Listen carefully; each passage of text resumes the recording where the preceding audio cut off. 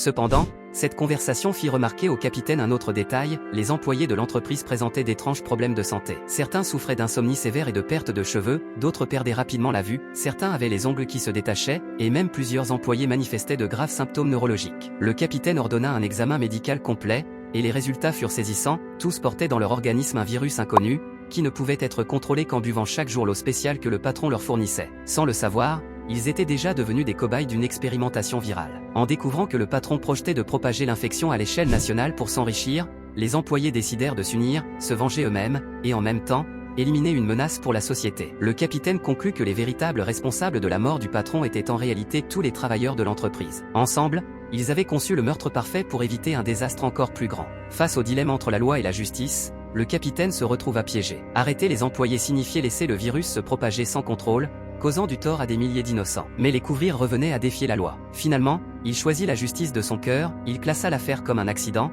sans tenir les employés pour responsables. Il savait qu'il cachait un crime, mais aussi qu'il avait évité une catastrophe sanitaire nationale. Ainsi, il enterra le secret au plus profond de son cœur. Il commit une erreur judiciaire, mais sauva des millions de vies.